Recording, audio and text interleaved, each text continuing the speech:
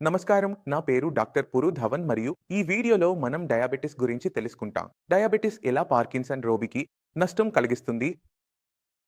అదే విధంగా మనం చూస్తున్నాము మన వయస్సు పెరిగే కొద్దీ వయస్సుతో వచ్చే వ్యాధులు కూడా రావడం ప్రారంభిస్తాయి. ఉదాహరణకు డయాబెటిస్, పార్కిన్సన్. కానీ ఏదైనా రోగికి 2 వ్యాధులు ఒకేసారి ఉంటే అతని శరీరంలో ఏ మార్పులు జరుగుతాయి? అందువల్ల మనం పని చేయాల్సిన అవసరం ఉంది. మనం మొదట డయాబెటిస్‌ను అర్థం చేసుకోవడం ప్రారంభిద్దాం. డయాబెటిస్‌లో మన శరీరంలో జరుగుతున్నది. ఎవరినైనా మేము డయాబెటిక్ అని అంటాము అంటే శరీరంలో చక్కెరను నియంత్రించడానికి ఉపయోగించే మెకానిజం చెడిపోతుంది. అది ఏ కారణం చేతనైనా కావచ్చు. శరీరం అక్కడ ఉండవచ్చు లేదా శరీరం తక్కువగా ఉండవచ్చు. ఏదైనా కారణం వల్ల మన చక్కెర నియంత్రణ మెకానిజం చెడిపోయింది. శరీరంలో చక్కెర ఎక్కువగా ఉన్నప్పుడు రక్తం మన మొత్తం శరీరంలో చలిస్తుండగా అందులో ఉన్న గ్లూకోజ్ ఎక్కువగా ఉన్నప్పుడు అది మన ప్రతి ఒక్క సెల్కు నష్టం కలిగిస్తుంది.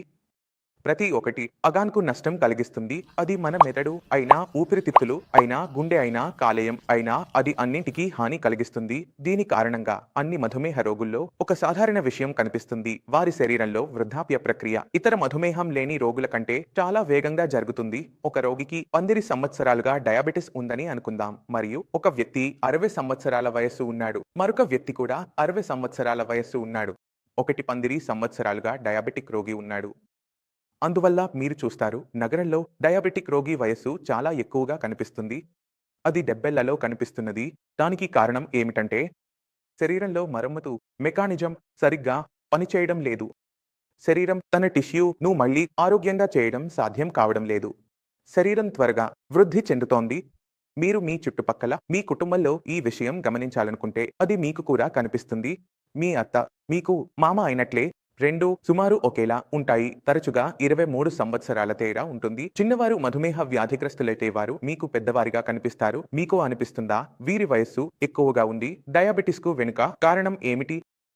ఇప్పుడు డయాబెటిస్ ఉన్నప్పుడు అది మన మెదడుపై ఎలా ప్రభావం చూపిస్తోంది? అది కూడా ముఖ్యమైనది. ఎందుకంటే పార్కిన్సన్ అనేది మెదడుకు సంబంధించిన సమస్య. మెదడులో మన సెల్స్ డోపమైన్‌ను తయారు చేయడం సాధ్యం కావడం లేదు. మెదడుకు సంబంధించిన మసిల్ కోఆర్డినేషన్ పోతుంది. కాబట్టి డయాబెటిస్ మన మెదడును ప్రభావితం చేస్తే పార్కిన్సన్స్ వ్యాధి వేగంగా పెరుగుతుంది.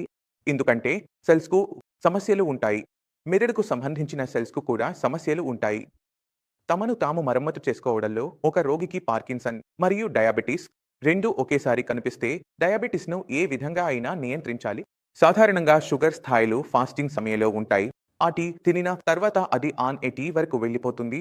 కానీ మీరు ప్రయత్నించాల్సింది ఏమిటంటే మీ ఫాస్టింగ్ పీపీగా ఉండాలి. అది రాండమ్ షుగర్ అయినా అది 180ని క్రాస్ చేయకూడదు.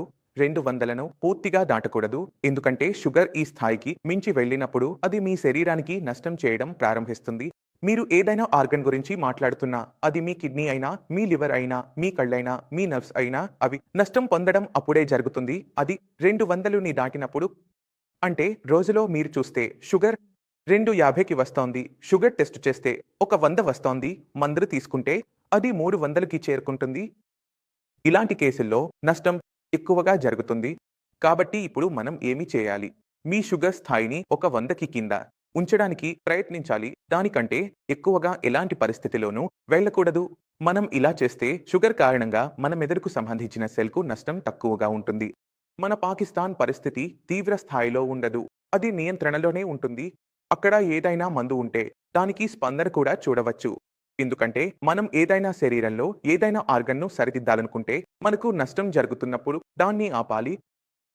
మీరు ఇద్దరూ ఒకేసారి పని చేయలేరు. ఎందుకంటే షుగర్ వల్ల నష్టం జరుగుతోంది. మనం మందులను సరిదిద్దాలనుకుంటే ఈ 2 పనులు ఒకేసారి ఎలా జరుగుతాయి? మనం ఏమి చేయాలి? నష్టాన్ని ఆపాలి. మనం ఏం చేసినా అది శాశ్వతంగా ఉండాలి. చెడు కాకుండా, రోజు కాకుండా. మనం డయాబెటిస్‌ను నియంత్రించి పాకిస్తాన్‌లో దానిపై దృష్టి సారించినప్పుడు మీరు చూస్తున్నట్లుగా పాకిస్తాన్‌లో కూడా ఫలితాలను చూశారు. పాకిస్తాన్ రోగులకు సౌకర్యం కల్పించడం చాలా సులభమైన పని. కానీ ఈ పరిస్థితి ఉండాలంటే శరీరంలో ఉన్న వాతావరణం అనుకూలంగా ఉండాలి. ఎందుకంటే ఏదైనా విషయం పుట్టుకొస్తుంది, సరిగా ఉంటుంది, అది పెరుగుతుంది. అది మంచి వాతావరణం అందుకుంటేనే. మీరు ఏ నగరంలో నివసిస్తున్నారో అక్కడ మీరు బాగుంటే, కాంతి బాగుంటే, అక్కడ ప్రజలు బాగుంటే అప్పుడు మీ నగరం అభివృద్ధి చెందుతోంది. ఇలా మన శరీరంలో వాతావరణం బాగుంటే, అక్కడ మంచి ఆహారం, మంచి వ్యాయామం, మంచి భోజనం అందుకుంటే మనకు డయాబెటిస్ లేదా బీపీ లేకపోతే అప్పుడు మన శరీరంలో ఆ వాతావరణం ఏర్పడుతుంది. మనం శరీరంలోని సెల్లు తమను తాము మరమ్మతు చేసుకునే చోట. మందులు కేవలం శరీరం సాధారణంగా పనిచేయగల వాతావరణాన్ని తయారు చేస్తాయి. ఎందుకంటే ఉదాహరణకు ఒక గాయమైతే దాన్ని శుభ్రం చేస్తాం, అందుకు యాంటీసెప్టిక్ వేస్తాం, యాంటీబయాటిక్ తీసుకుంటాం. ఇప్పుడు మనం ఇది చేశాం, కానీ ఇది పెరగడం లేదు, అది స్వయంగా పెరుగుతుంది. ఆ కట్టలో మనం ఆ శరీరానికి ఏమీ ఇచ్చాము, కాబట్టి శరీరంలో మనం పర్యావరణానికి ఏమీ ఇస్తున్నామో అది చాలా ముఖ్యం. ఈ విషయాన్ని అర్థం చేసుకోండి. మీకు సందేహం ఉంటే లేదా అడగాలనుకుంటే వైద్యుల బృందం అందుబాటులో ఉంది. ఇప్పుడు ఉదయం నడవండి. తదుపరి వీడియోలో కలుద్దాం. నమస్కారం.